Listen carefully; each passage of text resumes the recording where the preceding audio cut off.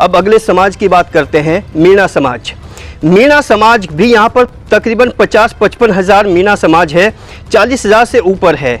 और मीणाओं की एक खासियत हमने राजस्थान में देखी है कि मीणा अपना वोट और बेटी कभी भी किसी गैर को नहीं दे सकता, और अपनों को उसको देता है जिसमें उसको बहुत पॉसिबिलिटीज़ नज़र आती है, जिसमें संभावनाएं नज़र आती है।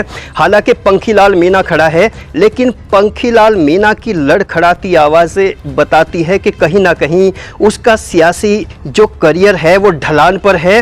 और अगर लत की बात करें, हर एक व्यक्ति जानता है पंखीलाल मीणा की लत क्या है। एक ऐसा शख्स जिसको नशे में आने के बाद ये तक एहसास नहीं होता कि उसका लिबास कहाँ है, उसके कपड़े कहाँ पर है, तो जनता उसको नापसंद कर रही है, पूरे तौर से उसको रिजेक्ट कर रही है। तो मीणा समाज का जो पंखीलाल मीणा है वो भी पूरे तौर से डैमेज होता नज़र आ रहा है। अब अगले कैंडिडेट की हम बात करते हैं, रंगलाल मीणा।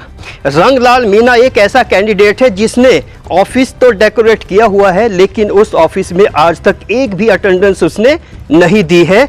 अगर आपको यकीन ना हो तो आप सीधे उसके दरबार में जाके देखें। हालांकि थोड़ा बहुत कहीं ना कहीं कैंपेनिंग चल रहा है, लोगों से मुलाकातें हो रही है, वो होती है अपना एक वजूद इस्टेब्लिश करने के लिए है, बाकी कुछ भी नहीं है। 2 मीणा डैमेज हो गए। अब आता है थर्ड मीणा, रघुवीर प्रसाद मीणा, जो रेलवे में DRM की पोस्ट से रिटायर्ड नहीं हुआ बल्कि रिज़ाइन दिया है।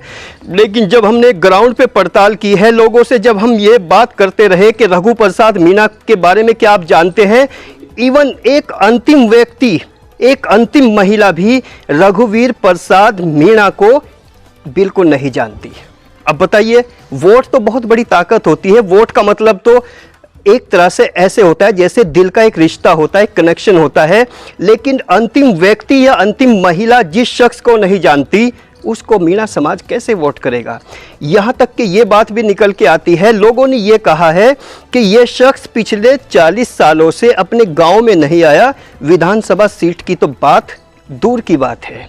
अब ये भी डैमेज होता नजर आ रहा है।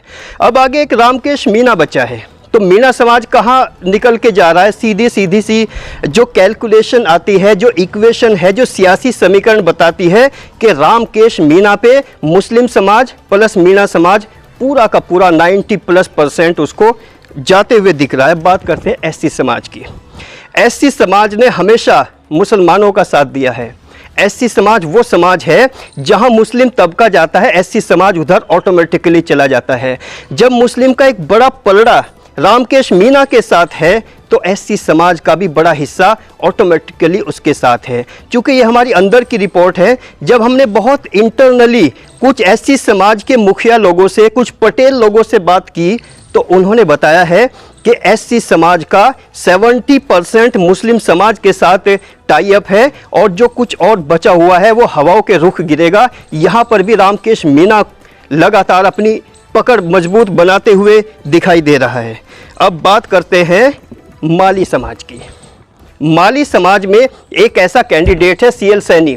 CL सैनी एक गुमराह कैंडिडेट है, एक मिसगाइडेड कैंडिडेट है, एक फ्रस्ट्रेटेड कैंडिडेट है, एक ऐसा कैंडिडेट है जो बीजेपी की लाइन में था, मान सिंह गुज्जर के साथ कंपटीशन में था और बीजेपी का टिकट लेना चाहता था। लेकिन हुआ क्या, उसको टिकट नहीं मिली। जब टिकट नहीं मिली तो उसने पार्टी से बगावत करके इंडिपेंडेंट कैंडिडेट के रूप में अपनी दावेदारी पेश की है। और जब अपनी दावेदारी पेश की है तो उसने गद्दारी की है पार्टी से। अब उसके पास माली समाज का एक छोटा सा हिस्सा है। जब हम माली समाज के पटेलों और मुखियाओं के पास पहुँचे और उनसे बात करी, टटोलने की बात करी, और बोले कि माली समाज के जो CL सैनी है उन्होंने एक बड़ी चौपाल, एक धर्मशाला हायर की है, उस धर्मशाला में काफ़ी गुलजार है माहौल। तो उन्होंने बताया कि वो तो लोग सिर्फ मिलने के लिए आते हैं, मुलाकातों के लिए आते हैं, अदरवाइज़ एक 50% जो हिस्सा है ना वो रामकेश मीणा के साथ है या दूसरे लोगों के साथ है। यहाँ पर भी माली समाज बढ़ता हुआ नजर आता है, और जिस माली समाज के सहारे CL सैनी ने ये सियासी चाल चली है, वहाँ पर भी वो डैमेज होते हुए नजर आता है। और सबसे इम्पॉर्टेंट बात यह है कि अशोक गहलोत माली समाज से आते हैं और माली का कनेक्शन सीधे मुख्यमंत्री से है। मुख्यमंत्री से उनके बहुत सरोकार हैं। गहलोत एक ऐसा चेहरा है, मुख्यमंत्री जो राजस्थान के हैं अशोक गहलोत, वो एक ऐसा चेहरा है जो माली समाज को बहुत कोऑपरेट किया है, बहुत सपोर्ट किया है। तो इसलिए उनका कुछ रुझान उसकी वजह से, यानी स्पेशली अशोक गहलोत की वजह से वो सीधे सीधे कांग्रेस की तरफ रुख कर रहे हैं। तो कहीं ना कहीं ये जो हमारा कैलकुलेशन है ये बताता है कि जो आपको प्रिंट मीडिया और जो लोकल रिपोर्टर्स जो आपको रिपोर्ट दे रहे हैं, उस रिपोर्ट में ना सदाकत है, ना सच्चाई है, ना हकीकत है, ना वास्तविकता है।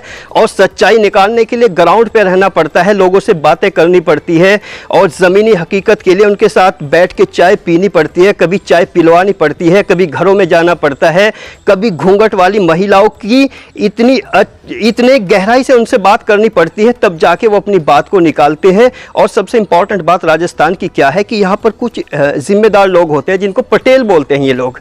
उन पटेलों की इतनी वैल्यू होती है, अगर पटेल 4-5 मिलके एक बार उन्होंने अपनी बात को रख दिया तो उनकी बात को खारिज नहीं किया जा सकता, उनकी बात को नज़रअंदाज बिल्कुल भी नहीं किया जा सकता।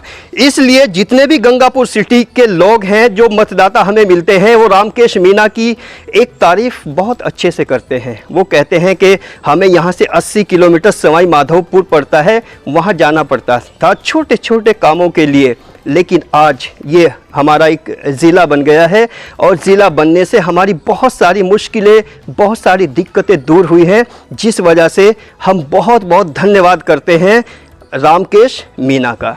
ये है कैलकुलेशन रिपोर्ट, ये है ग्राउंड रिपोर्ट और ये है एक ऐसी सियासी समीकरण जिससे अगर यहाँ के मतदाताओं को कोई भटकाने की कोशिश करता है तो एक बार वो पर्सनली जाके